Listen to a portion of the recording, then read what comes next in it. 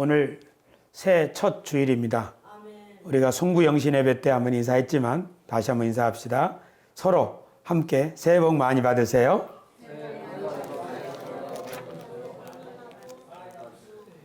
교우 여러분, 2020년 하나님께서 우리 가운데 일하고 계시는데 그 하나님의 일하심이 우리 가운데 가득하기를 주의 이름으로 축복합니다. 우리 교회는 하나님의 경륜을 배우고 있습니다. 하나님의 경륜이라고 하는 말은 세상을 창조하신 그분이 이 세상을 경영해 가시는 마스터 플랜입니다. 하나님은 세상을 경영하는 그런 계획이 있습니다. 하나님의 계획이 이 땅에 이루어질 때 그거를 하나님의 나라라고 부릅니다. 하나님의 계획은 하나님의 꿈이라고 말할 수 있습니다. 그러므로 하나님의 나라가 뭐냐? 하나님의 꿈이 이루어지는 세상입니다. 하나님의 꿈은 하나님의 사람들이 하나님의 꿈을 이해하고 이 하나님의 꿈이 이루어지게 해주옵소서 하고 간절히 기도할 때 하나님이 그들에게 성령을 부어주셔서 하나님의 일에 동참할 때 그때 하나님의 꿈이 이루어지게 되는 것입니다. 그러므로 하나님의 나라는 우리들의 믿음과 우리들의 순종을 통해서 하나님의 나라는 세워지게 되죠. 그러므로 2020년 우리 교회의 표어는 하나님의 꿈을 배우고 바라고 행하자입니다. 하나님 꿈을 배우면 하나님의 꿈이 무엇인지를 이해할 수 있게 됩니다. 그 하나님의 꿈을 이해한 사람은 하나님의 꿈을 간절히 소망하게 됩니다. 그리고 그 소망한 사람에게 하나님이 길을 열어주시는데 오늘 신년 첫 주일 감사 예배에 저는 우리 세수만 교회 안에 이 일이 일어나기를 간절히 바랍니다. 하나님이 우리의 삶을 통해서 일하시게 되기를 정말로 간절히 바랍니다. 그렇게 우리들이 하나님의 일에 동참하는 주역이 되기를 바랍니다. 그러므로 오늘 설교 제목은 구도자, 기도자, 동참자입니다. 하나님의 꿈을 배우는 사람은 구도자요. 하나님의 꿈을 이루어지기를 기도하는 사람은 기도자요. 그리고 하나님의 꿈에 내가 믿음으로 실천하는 사람은 동참자라고 말할 수 있습니다. 그러므로 우리가 가장 먼저 할 일은 하나님의 꿈이 무엇이냐 하는 것입니다. 하나님의 꿈을 이해하는 것이 매우 중요합니다. 하나님의 꿈은 어디에 기록되어 있죠? 말씀에 기록되어 있습니다. 그래서 우리는 성경을 통해서 하나님의 꿈을 알 수 있습니다. 사람이 자기 인생에 대해서 새로운 미래를 꿈꾼다는 건 정말 어렵습니다. 왜냐하면 지금 내 팔자를 보세요. 우리나라 경제 상황을 보세요. 온 세상에 들리는 뉴스를 보세요. 희망을 갖기 어렵습니다. 내가 어디서 희망을 찾을 수 있나요? 우리 오늘 찬송 드리는 것처럼 이 세상에 그 누구를 내가 바라겠습니까? 오직 주님만이. 하나님의 말씀을 들을 때 하나님으로부터 우리에게 희망이 오는 것입니다. 하나님께서 우리에게 희망을 주시는 것입니다. 그 하나님이 우리에게 주시는 희망을 두 눈을 뜨고 받아들이시기를 바랍니다. 두 귀를 열고 받아들이시길 바랍니다. 입을 열어서 먹으시기 바랍니다. 아멘 할 때 하나님의 말씀을 먹는 것입니다. 하나님의 꿈이 무엇인지를 이해하는 것이 제일 먼저 중요합니다. 하나님의 꿈을 꾸지 못하면 사람은 자기 꿈을 가지고 삽니다. 어젯밤에 꿈 꾸셨나요? 교우 여러분, 꿈 중에는 좋은 꿈이 맞나요? 나쁜 꿈이 맞나요? 생각해 보시기 바랍니다. 개인적으로 저는 지금 나쁜 꿈이 훨씬 많은 것 같아요. 사람이 자기와 자기의 미래에 대해서 그리고 눈 뜨고 자기 가족과 교회에 대해서 세상에 대해서 앞으로 어떻게 될까 생각할 때 좋은 생각, 이야 잘 되겠다, 정말 기대되는 걸 이렇게 생각하기보다는 걱정된다. 지난번처럼 또 그런 나쁜 일이 생기면 어떡하지? 이런 부정적인 생각들 우리 속에 가득 차 있는 것이지요. 왜 그런가 하면 우리는 우리의 꿈을 가지고 있기 때문입니다. 우리의 꿈은 상당히 병든 꿈, 때로는 벌레 먹은 꿈 그런 것입니다. 하나님의 꿈은 너무나도 좋고 아름다운 꿈입니다. 하나님의 꿈을 우리가 이해하고 배우고 알게 된다면 그 꿈은 우리의 인생을 바꿔갈 줄로 믿습니다. 그러므로 하나님의 말씀을 배우는 사람은 하나님의 꿈을 살짝 엿보는 사람입니다.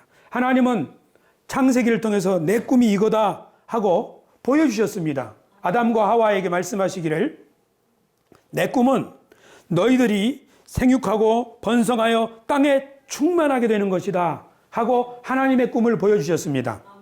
하나님은 우리들에게 그런 꿈을 가지고 계시는 것입니다. 하나님의 말씀을 통해서 우리가 꼭 들어야 될 것은 무엇인가 하면 하나님이 우리들에게 무슨 꿈을 갖고 계시냐 하면 내가 너를 생육하고 번성하여 충만하게 하리라. 너의 생명은 갈수록 충만해지는 것이다. 그것이 하나님의 꿈이라는 사실을 성경은 우리에게 보여주고 있습니다. 그런데 우리는 어떻게 생각합니까? 아유, 걱정돼 죽겠네. 우리 집이 돈이 더 많아야 될 터인데 경제 사정을 생각하면 참 걱정되네. 아이들 결혼도 시켜야 될 텐데. 이것은 내 꿈입니다. 내 걱정이죠. 하나님이 우리들에게 바라고 계시는 계획은 뭐냐면 내가 너에게 생명으로 충만하게 해줄 것이다. 생명으로 충만한 것이 하나님의 꿈인 줄 믿으시길 바랍니다. 그래서 하나님의 꿈을 잘 이해하신 예수님은 이 땅에 오셔서 꺼져가는 생명을 다시 살리고 혼자 외톨이 된 사람을 꼭 품어주셔서 그 외톨이 된 사람이 생명으로 기지개를 켜고 사람들과 소통하고 나는 이런 사람이야.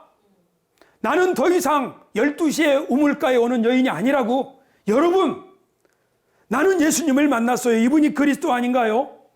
12년 동안 혈루증을 앓던 여인도, 감히 대중 앞에 나서지 못한 여인도, 문둥병 걸려서 감히 동네에 들어갈 수 없던 사람도 예수님이 꼭 보듬어 주시니까 그 꺼져가는 생명이 살아나서 사람들과 당당하게 소통하고 그 인생을 행복하게 산 줄로 믿습니다.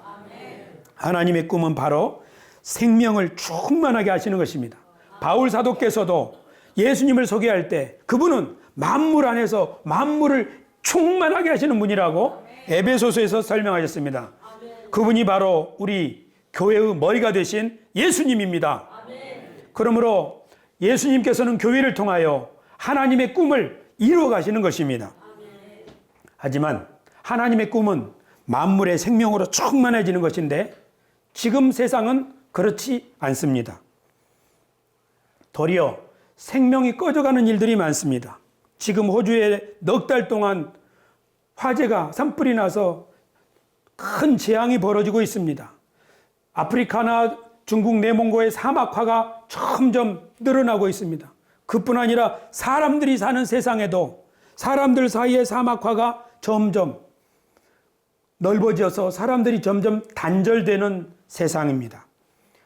하지만 하나님은 언제나 공허하고 혼돈한 땅을 질서와 생명으로 충만하게 만드시는 분입니다. 하나님은 창세기에서 창조하셨을 때 땅은 원래 공허하고 혼돈한 상태에 있었다. 그렇게 말합니다. 하나님은 항상 창조 일을 하시는데 어디서부터 일을 하시는가 하면 공허하고 혼돈한 땅부터 일을 시작하십니다. 그러므로 지금 세상이 공허하고 혼돈하다면, 그러니까 우리 인생이 이 지금 세상이 공허하고 혼돈하다면 지금 하나님이 일할 때로구나.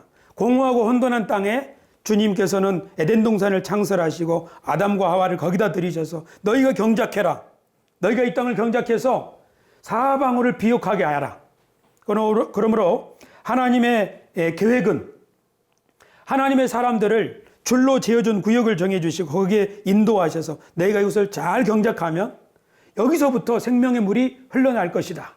하나님께서 이스라엘 백성들을 가나안 땅으로 인도하셔서 그 땅을 주시면서 너희가 이 땅을 잘 가꾸면 여기는 젖과 꿀이 흐르는 땅이 될 것이다. 성지 순례 여행을 저는 한 번도 가보지 못했지만 지금 TV로 보면 이스라엘 땅은 젖과 꿀이 흐르는 땅은 아닌 것 같아요. 사막 지역이죠. 그런데 성경에서는 거기를 젖과 꿀이 흐르는 땅이라고 말합니다. 조금 이상한 것 같아요. 어쩌면 하나님의 뜻은 거기가 젖과 꿀이 흐르는 땅이 아니라 너희가 들어가서 그 땅에서 경작하면 그곳이 젖과 꿀이 흐르는 땅이 될 거야. 그런 것 아니었을까? 저는 생각해 봅니다. 예수님이 이 땅에 오셨을 때에도 유대 땅은 젖과 꿀이 흐르는 땅이라기보다는 메마르고 로마 치하에서 가난하기 이를 데 없는 그런 세상이었습니다. 그러므로 하나님의 꿈은 하나님의 대리인들이 자신들에게 줄로 지어진 구역, 거기에서 하나님을 사랑하고 하나님의 말씀에 순종하면서 하나님의 꿈을 이루어지게 해달라고 간절히 기도하면서 하나님의 뜻을 쫓아서 순종할 때 거기서부터 하나님의 계획이 차근차근 이루어지게 된다. 저는 그렇게 믿습니다. 할렐루야. 이제 우리가 오늘 설교를 통해서 명확하게 알 수 있는 거 하나, 하나님의 뜻이 무엇이냐 하는 것입니다. 이 세상을 생명으로 충만하게 하는 거, 우리 가정을 생명으로 충만하게 하는 거, 여러분 이걸 잊지 않게 되기를 바랍니다.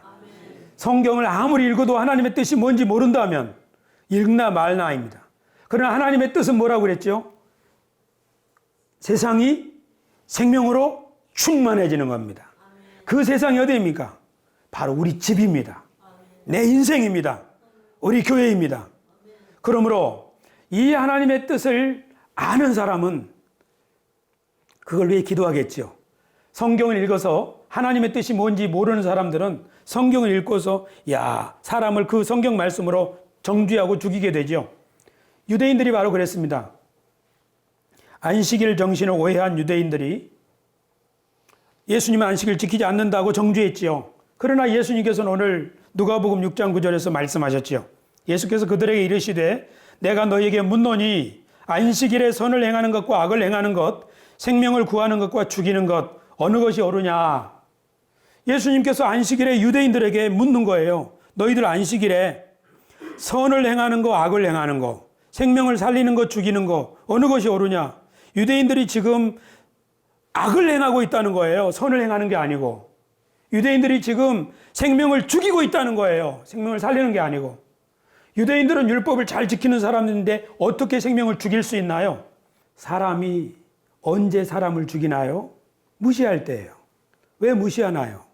나와 생각이 다르기 때문에 내가 가지고 있는 기준으로 너 틀렸어. 이렇게 해버리는 거죠. 안식일에는 이런 거 하는 게 아니야. 하고 정죄해버리는 거죠.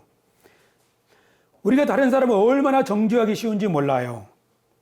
신앙을 가지고 있는 사람들 그래요. 우리 장로님 기도 가운데 정치인들, 정치적으로 생각이 다른 사람들이 얼마나 쉽게 다른 사람을 무시하기 쉬운지 몰라요. 나는 옳고 너는 틀렸다 이거죠. 사람을 죽이는 거예요. 교회에서도 마찬가지예요. 이렇게 해야 되는데 이렇게 해서 되겠느냐 하는 거죠. 저도 제가 가지고 있는 생각이 있지요. 여러분도 여러분이 가지고 있는 생각이 있어요. 그러나 지혜로운 사람들은 어떤 사람이냐 하면 사랑이 있는 사람이에요. 이해해 주는 거죠. 나와 다른 사람이 무례하게 나에게 요구를 할 때 그 무례한 요구를 들어주고 그리고 내 생각을 상대방과 서로 소통할 수 있다면 우리는 함께 친구가 될 수 있어요. 하지만 나와 다른 사람이 나에게 어떤 말을 하거나 다른 의견을 내거나 내 반대되는 생각을 말할 때 그때 우리가 서로 싸워버린다면 여기는 생명을 죽이는 일이 일어나게 되는 거죠. 안식일에만 그러는 게 아니고 우리 일상이 그렇습니다. 하나님이 무슨 뜻을 갖고 계시는가? 고상한 뜻을 갖고 계시겠죠. 거룩한 뜻을 갖고 계시겠죠. 그걸 한마디로 하면 뭐라고 그랬죠? 생명을 풍성하게 하는 것, 살리는 거예요. 하나님의 뜻은 생명을 살리는 것입니다. 그러나 하나님의 뜻을 모르는 사람은 하나님의 말씀으로 사람을 죽일 수도 있습니다. 하나님의 뜻은 이 세상을 생명으로 풍성하게 만드는 것입니다. 하지만 내세 영혼 천당 사상을 믿는 사람들은 하나님이 언제 우리를 데려서 저 세상으로 데려갈 것인가 휴거만을 기다리는 그런 신세도 될 수 있습니다. 하나님은 이 땅을 우리들에게 생명으로 풍성한 땅이 되도록 맡기셨는데 그것이 우리의 책임인데 그 책임을 소홀히 여길 수도 있다는 사실입니다. 지난 5년 동안 저는 천국, 하나님 나라가 무엇이냐 하는 것에 대해서 정말 많이 이야기했습니다. 왜냐하면 하나님의 나라를 이 세상이 아닌 저 세상으로 생각하는 순간 그 사람은 하나님의 나라를 이 땅에 이루어지도록 하는 일에 책임이 없는 거예요. 왜냐하면 하나님의 나라는 여기가 아니고 저기니까. 하나님 나라에 들려서 저리 들어가야 되니까. 하나님의 나라는 하나님이 만드신 세상에 하나님의 뜻이 이루어지게 될 때, 하늘에서와 같이 땅에서 이루어지는 세상이 하나님의 나라요, 이 땅에 임하는 하나님의 나라라고 하는 것을 저는 수없이 말씀드렸고, 그렇게 우리의 생각을 바꿔야 비로소 하나님, 그러면 내가 살고 있는 이 땅이 하나님의 나라라면 어떻게 내가 여기서 하나님의 나라를 세워갈 수 있습니까? 어떻게라는 기도를 할 수 있죠. 거기서 방법을 찾게 되고 실천을 찾게 되고 용서를 찾게 되고 그리고 은혜를 베푸는 삶을 찾게 되지요. 우리 그리스도인 교회가 회복되는 첫 출발점이 어디에 있는가? 하나님의 나라가 무엇인가에서부터 출발하는 것입니다. 하나님의 나라는 하나님의 뜻이 이루어지는 세상, 하나님의 뜻은 사람들이 생명으로 풍성해지는 세상, 그 세상에는 서로 소통하고 조화가 있습니다. 사실 소통이 끊어지고 단절돼 버리면 그 자체로 죽음입니다. 농사를 짓는 사람들이 농수로를 깊게 팠는데요, 저기에 고라니도 빠지고 고양이도 빠지고 뱀도 빠지고 나갈 길을 찾다가 나중에는 저기서 죽는 거예요. 생태의 길을 열어야 되는데 길이 단절돼 버리면 그것은 죽음이에요. 이 세상은 이렇게 단절이 되어 있는 세상입니다. 유대인과 이방인, 유대인과 사마리아인, 예수님께서 오셔서 무슨 일을 하셨나요? 소통하는 일을 하셨어요. 사마리아인 여자를 일부러 만나러 사마리아 땅으로 가시고, 심지어 저 이웃 시돈 땅에 있는 가나안 여인 만나러 거기까지 가셨습니다. 유대인들이 가까이 하지 않는 세리들, 죄인들이라고 그들이 여겼던 그 사람들과 예수님은 식사하시고 친구처럼 대화하셨습니다. 이것이 바로 하나님의 나라를 위해서 하시는 예수님의 가르침이요 모델입니다. 하나님은 어떤 분입니까? 하나님은 이스라엘의 원수 나라인 아수르의 수도인 니느웨를 살리기 위하여 구약 성경에 보면 요나라고 하는 선지자를 그 땅으로 보냅니다. 니느웨를 살려야겠다. 니느웨는 이스라엘의 적국의 수도입니다. 지금 미국이 드론을 이용해서 이란에 있는 총사령관을 죽였지요. 서로 원수된 나라들은 이렇게 서로를 죽이는 것입니다. 그런데 하나님은 이스라엘의 하나님이시지만 저 이스라엘을 멸망시켰던 그 아수르의 수도 니느웨에 드론을 보낸 게 아니고 요나라는 사람을 보내서 네가 가서 니느웨를 좀 살려라. 하지만 요나는 거절하지요. 그래서 배 타고 다시스로 도망가지 않았습니까? 물고기 뱃속에 들어갔고요. 하지만 하나님은 끝끝내 요나를 설득해가지고 니느웨로 보내시지요. 내가 니느웨에 신발 거꾸로 신는 아이들 불쌍히 여긴다. 니느웨를 사랑하시는 하나님, 하나님은 이스라엘만의 하나님이 아닙니다. 하나님은 온 세상 만민의 하나님이요 모든 나라의 주님이신 줄로 믿습니다. 하나님 앞에서 나라가 무슨 의미가 있겠습니까? 하나님 앞에서 종교가 무슨 의미가 있겠습니까? 하나님 앞에서 인종이 무슨 의미가 있겠습니까? 하나님 앞에서는 모든 나라, 모든 종교, 모든 인종, 모든 민족이 한 형제요, 한 가족인 줄로 믿습니다. 물론 요나는 그것을 받아들이기가 어려웠습니다. 서로 배제하면 담만 높아지고 골만 깊어지죠. 거기는 죽음만이 있을 뿐입니다. 그러므로 하나님의 뜻을 바르게 이해하려고 하는 참된 구도자들은 하나님의 뜻이 바로 세상을 생명으로 풍성하게 하는 그런 뜻이라는 것을 알고 하나님의 마음을 본받아 살아가는 존재들입니다. 할렐루야. 만약에 우리가 하나님의 뜻을 그렇게 명확하게 이해했다 하면 두 번째 나오는 반응은 뭐냐면, 하나님, 이렇게 좋은 하나님의 뜻, 하나님 진짜 이루실 수 있나요? 하나님이 진짜 이루실 수 있나요? 하나님은 모든 것을 하실 수 있으니까 정말 하나님의 뜻이 이루어지겠습니다. 정말로 저는 하나님의 뜻이 이루어지기를 바랍니다. 하고 하나님의 뜻을 이룰 수 있게 해달라고 기도할 겁니다. 그리고 그 사람이 기도하는 가운데 야, 정말 하나님의 뜻이 이루어지면 얼마나 좋을까 하고 생각하면 그 사람 마음속에 기쁨이 충만해질 겁니다. 사실 하나님의 뜻을 묵상하는 사람들은 하나님이 만들어 놓은 자연 만물을 보고 야, 얼마나 놀라운 하나님의 솜씨인가. 시편에서는 이렇게 말했습니다. 하늘이 하나님의 영광을 선포하고 창공이 그 놀라운 솜씨를 나타내는 것도다. 하나님은 온 세상을 참 아름답게 만드셨고 주 하나님 지으신 그 위대한 세상을 많은 사람들이 지금도 노래하고 있는 것은 하나님의 솜씨, 하나님의 성품이 그러한 분이기 때문입니다. 하나님이 만드신 세상이 아름답긴 하지만 온 세상 전부가 아름다운 것은 아닙니다. 아직도 사막이 있고 아직도 눈물이 있고 아직도 질병이 있고 고통이 있고 죽음이 있고 썩어짐이 있는 것이 사실입니다. 그러므로 하나님은 지금도 일하고 계신다고 예수님께서는 말씀하셨습니다. 하나님의 꿈은 아직 미완성입니다. 우리는 하나님의 꿈이 이루어지기를 간절히 바랍니다. 바울 사도께서는 모든 피조물이 간절히 고대하는 것은 하나님의 꿈이 이루어지는 것이다. 그렇게 말씀하고 있습니다. 하나님의 꿈이 완성될 때 드디어 눈물 없는 세상이 오게 될 것입니다. 그러므로 하나님의 구도자들은, 하나님의 대리인들은 하나님의 꿈이 이루어지기를 간절히 기도하는 사람들입니다. 예수님도 제자들에게 하나님의 꿈이 이루어지기를 위해 기도하라. 하나님의 꿈이 하늘에서와 같이 이 땅에서 이루어지기를 기도해라. 하나님의 꿈이 이루어지는 나라가 하나님의 나라다. 이것이 바로 주기도문입니다. 하나님의 꿈을 연구하고 성경을 통해서 하나님의 꿈을 깨달은 사람들은 정말로 기뻐서 감격스러워하는 거죠. 그래서 정말 성경을 바르게 연구하는 사람들은 성경을 통해서 하나님의 꿈이 무엇인지를 포착할 수 있게 되고 그 감격 때문에 기도할 수밖에 없는 것입니다.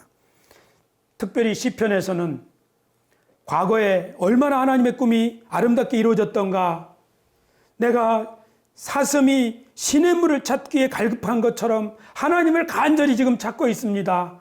전에 우리가 이렇게 하나님을 바르게 섬겼는데 지금은 하나님을 섬길 곳도 없습니다 하면서 시편 42편에서 이렇게 고백합니다. 우리 같이 한번 42편 4절 말씀 읽겠습니다. 읽습니다. 내가 전에 성의를 지키는 무리와 동행하여 기쁨과 감사의 소리를 내며 그들을 하나님의 집으로 인도하였더니 이제 이 일을 기억하고 내 마음이 상하는도다. 아멘. 뭐지요? 전에 많은 사람들 모시고 하나님의 절기를 지키는 거룩한 날 예배에 참석했는데 지금은 그러지 못한다 이겁니다. 그래서 내 마음이 상하고 하나님 정말 어떻게 하면 좋습니까? 하면서 기도하고 애통해하는 것이지요. 교우 여러분, 지금 우리 교회의 마지막 두 아이가 오늘 무학교에 갔습니다. 우리 교회에는 아직 주일학교가 없기 때문이죠. 우리 교회는 아직 중고등부 아이도 없습니다. 우리 여름이면 여름 성경학교를 열었던 세수만 교회입니다. 그러나 지금 학생부류가 갈 동계 수련회도 없습니다. 어린이도 없고요. 전에는 교회를 열었다 하면 어린아이들이 가득 찼지요. 그러나 지금 아이들도 낳지 않고 있고 젊은 청년들이 숫자가 줄어드니까 아이들도 당연히 없는 것이죠. 이런 상황에 우리는 하나님의 뜻을 다시 한번 구해야 되지 않겠습니까? 전에 여름마다 차고 넘치는 성경학교, 겨울에는 저 추운데 동계 수련회 갔던 우리들, 하나님 이 일을 생각하고 저희 마음이 상합니다. 다시 한번 젊은이들이 일어나게 하여 주옵소서. 아이들도 많이 낳게 하여 주옵소서. 그렇죠. 하나님의 꿈이 이루어지게 해달라고 기도하는 거죠. 구약 성경의 예언자들도 하나님의 꿈을 이렇게 엿보았습니다. 이사야 51장 3절 제가 읽겠습니다. 그렇다 야훼가 시온을 불쌍하게 보고 다 허물어진 그 모습을 가엾게 여기리라. 그리하여 그 황무지를 에덴처럼 만들고 그 벌판을 야훼의 동산처럼 만들어 흥겨움과 즐거움이 넘치고 감사의 노랫가락이 울려 퍼지게 하리라. 예언자들은 하나님이 이 황량한 땅을 다시 하나님의 에덴 동산으로 만드실 것이라고 하는 하나님의 환상을 보았던 것입니다. 교우 여러분, 느헤미야라고 하는 하나님의 사람이 페르시아의 포로로 끌려갔는데 소문을 들었습니다. 예루살렘 성전이 무너지고 성문이 불에 탔다고요. 그래서 느헤미야가 하나님 어떻게 합니까? 하나님의 백성들이 이런 처량한 처지에 있습니다 하고 하나님의 꿈이 다시 회복되게 해달라고 간절히 기도하고 또 금식하며 기도했더니 때가 돼서 하나님이 기회를 주셨죠. 왕의 시종인 느헤미야에게 왕 앞에 설 수 있는 기회를 주셨죠. 왕이 묻기를 내가 원하는 게 뭐냐? 느헤미야는 거기서 저는 우리나라의 예루살렘 성전을 회복하고 성을 다시 수축하는 일입니다 하고 자기 꿈을 말씀드렸습니다. 사실 페르시아가 예루살렘을 점령했지 않습니까?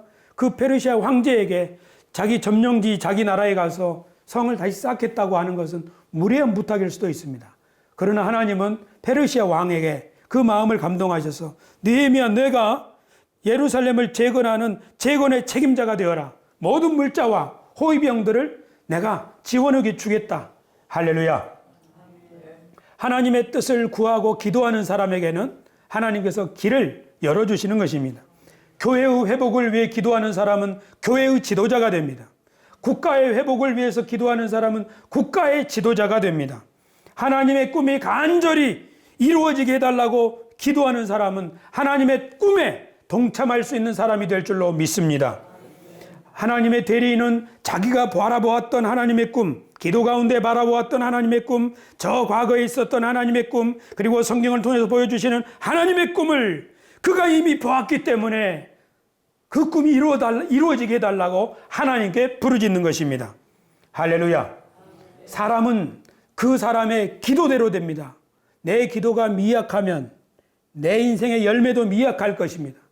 내 기도가 세속적이면 내 인생은 세속적인 인생이 될 것입니다.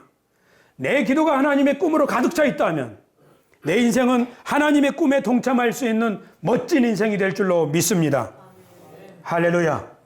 그러므로 진실한 구도자들은 하나님의 말씀을 듣고 읽으면서 하나님의 뜻이 무엇인지를 포착하는 사람입니다. 야, 이게 하나님의 뜻이구나. 그리고 그 하나님의 뜻을 이루어지게 해달라고 간절히 기도할 때 하나님은 느헤미야를 부르신 것처럼 그 사람에게도 기회를 주실 줄로 믿습니다. 우리는 예수님과 함께 변화산에 올라가지는 못했지만 베드로는 변화산에서 예수님이 변화된 영광스러운 모습을 보았지만 우리들이 하나님의 말씀을 열심히 듣고 하나님의 말씀을 연구하면서 하나님의 경륜에 대해서 배워가는 경륜산에 오른다면 우리는 거기서 하나님의 빛나고 영광스러운 꿈을 보게 될 줄로 믿습니다. 하나님의 꿈을 간절히 소망하면 그 사람은 기도하게 되고 그 기도한 대로 그 마음속에 하나님의 꿈이 새겨질 것입니다. 우리가 이 세상을 사막 같은 세상을 변화시키기 이전에 먼저 우리는 우리 마음의 사막 같은 마음을 낙원으로 바꿔야 합니다. 우리가 광야에 길을 내고 샘물을 내기 전에 우리 마음의 광야에 먼저 길이 나야 하고 먼저 샘물이 터져야 할 것입니다. 할렐루야. 교회의 부흥이 일어나기 전에 우리 마음속에 먼저 하나님의 교회가 부흥되어 있어야 합니다. 그렇죠. 하나님의 구도자들이 하나님의 꿈을 이해하고 공부하고 알아가고 배우고 바라고 간절히 기도할 때 하나님의 꿈이 그 마음속에서 이미 현실이 됐어요. 그리고 눈을 뜬 즉 마음속에 현실이 된 하나님의 뜻을 이루기 위하여 실천하게 될 때 거기에 하나님의 역사가 일어나게 될 줄 믿습니다. 2020년 우리 교회 표어는 한번 같이 읽어보실까요? 시작. 하나님의 꿈을 배우고 바라고 행하자. 그 밑에도 읽겠습니다. 하나님의 꿈을 배우는 구도자로 삽시다. 하나님의 꿈을 바라는 기도자로 삽시다. 하나님의 꿈을 행하는 동참자로 삽시다. 이것이 2020년 한 해 우리 교회의 표예요. 우리가 힘쓸 목표입니다. 교우 여러분, 아브라함의 증손자 요셉은 아버지로부터 하나님의 꿈을 배웠습니다. 요셉이 아버지로부터 꿈을 배웠는데 하나님의 너를 향한 하나님의 꿈이 이것이다. 요셉이 간절히 기도하고 또 기도했겠죠. 애굽의 종으로 팔려갔을 때도 기도했겠죠. 마침내 하나님이 기도하는 요셉에게 기회를 주셨죠. 파라오의 앞에 설 수 있게 하셨지 않습니까? 그래서 요셉을 통하여 많은 사람을 먹여 살리는 생명의 구원자가 된 줄로 믿습니다. 예수님의 제자 베드로도 예수님으로부터 하나님의 꿈을 배웠습니다. 너는 어부지만 많은 사람을 낚는 어부가 될 거야. 베드로는 예수님을 따라다니면서 주님, 제가 많은 사람을 낚는 어부가 된다고 했는데 어떻게 하시죠? 그런데 예수님이 하나님 아버지께로 돌아가셨습니다. 베드로는 더 간절히 기도했겠죠. 그랬더니 오순절날 3,000명이나 넘는 사람들을 하나님께로 인도하는 어부 같은 전도자가 된 줄 믿습니다. 사도 바울도 하나님의 꿈을 들었습니다. 그것은 환상 가운데 예수님께서 보여주신 꿈이었습니다. 너는 이방인들을 비추는 사도가 될 거야. 사도 바울은 하나님의 꿈을 알았지만 이 꿈이 어떻게 이루어져야 될 줄은 몰랐습니다. 그래서 어쩌면 아라비아 사막에 가서 3년 동안 간절히 하나님의 뜻이 이방인의 빛이 된다고 하는데 어떻게 되는 거예요? 하나님의 뜻을 이루어질 수 있게 해주십시오. 간절히 기도했는데 어느 날 안디옥에서 바나바라고 하는 목사님이 사도 바울의 집을 찾아왔죠. 여기 사울이 있습니까? 우리 교회가 당신을 필요로 합니다. 와서 우리 교회 성경교사가 되어주십시오. 그때로부터 시작해서 사도 바울은 안디옥 교회의 성경교사로부터 시작해서 자신의 인생의 모든 열정을 한 방울도 남김없이 이방인의 사도로 다 쏟은 줄로 믿습니다. 구도자는 기도자가 되고 기도하면 하나님의 꿈에 동참하게 됩니다. 저는 우리 새소망교회에서 2020년에 이런 일이 일어나게 되기를 바랍니다. 하나님의 뜻이 무엇인지를 하나님의 꿈을 배우는 구도자가 됩시다. 그리고 그 꿈이 명료해지면 그것이 이루어지게 해달라고 기도합시다. 그리고 기도하는 그 삶 통해서 하나님이 역사하실 것입니다. 우리 하나님이 우리 각 사람에게 새로운 계획이 있다는 사실을 믿으시기 바랍니다. 이 말씀은 저에게도 사실입니다. 저는 초등학교 2학년 때부터 교회에 다니면서 지금까지 신실하게 하나님의 뜻을 따르기를 원하는 신앙인이 되고 싶었습니다. 그렇던 차에 하나님께서 제 마음속에 하나님의 은혜의 복음과 하나님의 경륜이라고 하는 이 귀한 말씀을 사명으로 주셨습니다. 그래서 널랑은 율법주의에 매여서 자기도 죽이고 가족도 죽이고 다른 사람을 정죄하는 포로된 그리스도인들을 풀어주어라. 널랑은 하나님의 경륜의 말씀을 가르쳐서 하나님의 모든 이 아름다운 계획이 뭔지를 깨닫게 하고 그래서 우리의 삶이 무엇을 향하여 나아가야 할지 삶의 목표를 명확하게 제시해 줄 수 있는 사람이 되어라. 제게 주신 하나님의 사명은 은혜의 복음과 하나님의 경륜을 증거하는 것입니다. 이것은 그리스도인을 자유롭게 하고 참 자유를 가지고 하나님을 섬기는 아들들이 될 것이며 이것은 그리스도인이 왜 하나님께로부터 부르심을 받았는가 하는 자기 사명과 정체성을 깨닫게 하는 것이 될 것입니다. 그래서 저는 이 복음을 글로 쓰고 홍보하고 책으로 제본하고 인터넷에 유튜브로 소개하고 앞으로 책으로도 출판하고 싶습니다. 더 많은 사람들이 이 복음을 듣고 삶에 놀라운 변화가 일어나게 되기를 저는 간절히 바랍니다. 할렐루야.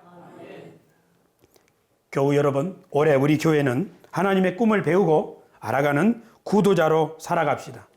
그 하나님의 꿈이 우리 삶 가운데, 우리 마음 가운데 새겨질 수 있도록 간절히 기도하고 바랍시다. 그러면 하나님의 꿈이 마침내 우리의 비전이 된다는 사실을 믿으시기를 축원합니다. 그렇게 하는 동안에 어느새 우리가 하나님의 경륜에 동참하고 있다는 사실을 알게 될 것입니다. 기도하겠습니다.